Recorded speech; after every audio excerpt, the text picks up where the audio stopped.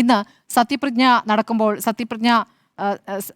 അതിൽ നിന്നും കണ്ട ഒരു മനോഹരമായ ദൃശ്യം, ചെയറിൽ നിന്ന് ഇറങ്ങി വന്ന് പിണറായിയുടെ കൈ ചേർത്ത് പിടിക്കുന്ന ജി സുധാകരൻ നമ്മൾ കാണുകയാണ്. യഥാർത്ഥത്തിൽ ഈ ഒരു പരാതികൾ ജി സുധാകരൻ പറയുന്ന ഘട്ടത്തിൽ ഈ ചേർത്തുപിടിക്കൽ ഉണ്ടായിരുന്നെങ്കിൽ ജി സുധാകരൻ പാർട്ടിയിൽ നിന്നേ പോകുമായിരുന്നില്ല. ഇപ്പോൾ ടി കെ ഗോവിന്ദൻ അവസാനം പറഞ്ഞതാണ്, ഈ MLA ആയതിനു ശേഷം ടി കെ ഗോവിന്ദൻ പറഞ്ഞു പിണറായി വന്നിരുന്നെങ്കിൽ എന്നാണ് പറഞ്ഞത്, പിണറായി തന്നെ കണ്ടിരുന്നെങ്കിൽ എന്നാണ് പറയുന്നത്. അപ്പോൾ പല കാര്യങ്ങളിലും നിങ്ങളുടെ കടുംപിടുത്തമാണ് പലരെയും പാർട്ടിയിൽ നിന്ന് പോകാൻ പ്രേരിപ്പിച്ചിരിക്കുന്നത് എന്നുള്ളതാണ്. അപ്പോൾ ഇതിലൊക്കെ എത്രത്തോളം ഒരു പരിശോധന നടത്തുന്നുണ്ട് എന്നുള്ളൊരു കാര്യം പ്രധാനപ്പെട്ട ഒരു കാര്യമാണ് എന്നുള്ളതാണ്. അപ്പോൾ ഇനി ഇപ്പോൾ പിണറായി വിജയൻ അല്ലാതെ മറ്റാരെന്നൊരു ചർച്ച നടക്കുകയാണല്ലോ. 2021 ജി സുധാകരനും തോമസ് ഐസക്കും മാറി നിൽക്കണം എന്നാവശ്യപ്പെട്ടത് ബംഗാളിൽ പാർട്ടി തകർന്നത് ഈ യുവ നേതൃത്വത്തിന്റെ അഭാവം കൊണ്ടാണ് എന്ന വിലയിരുത്തലിനെ തുടർന്നാണ്.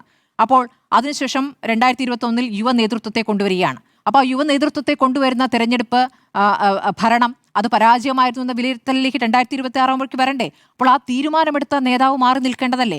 അങ്ങനെ ഒരു വിലയിരുത്തലിലേക്ക് എന്തുകൊണ്ട് വരുന്നില്ല എന്നൊരു ചോദ്യം. ഇനിയിപ്പോൾ യുവ നേതൃത്വത്തിൽ ആര് എന്ന ചോദ്യം വരുമ്പോൾ ഇപ്പോൾ നമ്മൾ തെരഞ്ഞെടുപ്പിൽ വിജയിച്ചതായി നമ്മൾ കാണുന്നത് ബാലഗോപാലും മുഹമ്മദ് റിയാസും മാത്രമാണ്. അപ്പോൾ റിയാസും ബാലഗോപാലും വരാൻ പാടുമോ? ബാലഗോപാലും റിയാസും വരുന്നതിനെ എതിർക്കേണ്ടതുണ്ട് എന്ന് അവരുടെ നിരയിൽ തന്നെയുള്ള യുവ നേതാക്കൾ ആഗ്രഹിക്കുകയാണ്. അതുകൊണ്ടാണ് പിണറായി വിജയൻ തുടരട്ടെ എന്ന് ആ നിരയിൽ നിന്നും രണ്ടാം നിരയിൽ നിന്ന് തന്നെ ആവശ്യം വരുന്നതും അതുകൊണ്ടാണെന്നാണ് ഞാൻ മനസ്സിലാക്കുന്നത്. പിണറായി വിജയൻ തുടരട്ടെ എന്ന് പറഞ്ഞത് അത് പിണറായി വിജയനോടുള്ള താല്പര്യം കൊണ്ടാകണമെന്നില്ല, ഈ നേതാക്കൾ വരരുത് എന്നൊരു താല്പര്യം കൊണ്ട് കൂടി ആകാനുള്ള സാധ്യത ഞാൻ കാണുന്നുണ്ട്. അപ്പോൾ ഈ നിലയ്ക്കാണ് ഇപ്പോൾ പിണറായി വിജയൻ തുടരട്ടെ എന്നൊരു തീരുമാനത്തിലേക്ക് വരുന്നത്. ഇപ്പോൾ ആത്യന്തികമായി കേന്ദ്ര കമ്മിറ്റിയാണ് തീരുമാനമെടുക്കുക എന്ന് പറയുന്നത്. പക്ഷേ പൊളിറ്റ് ബ്യൂറോ ഇതിനകം തീരുമാനമെടുത്തു കഴിഞ്ഞു, ഇനി അതിലൊരു മാറ്റമില്ല എന്ന് പറഞ്ഞ ശേഷം കേന്ദ്ര കമ്മിറ്റി ഒരു വലിയൊരു മാറ്റത്തിലേക്കൊന്നും പോകുമെന്ന് ഞാൻ കരുതുന്നില്ല. പക്ഷേ കുറഞ്ഞ പക്ഷം ഇപ്പോൾ പിണറായി വിജയൻ പ്രതിപക്ഷ നേതൃസ്ഥാനത്ത് തന്നെ തുടരാനുള്ള ഒരു വേറെ നിവൃത്തിയില്ലാത്തൊരു സാഹചര്യം നിൽക്കുകയാണെങ്കിൽ കൂടി നിങ്ങൾ എങ്ങനെ പരാജയപ്പെട്ടു എന്നുള്ളത് വിശദമായി അവനവൻ്റെ ഉള്ളിലേക്ക് നോക്കുന്ന ഒരു പരിശോധനയിലേക്ക് വരേണ്ടതുണ്ട്.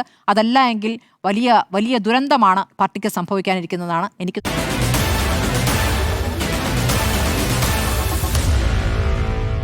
Meet the editors.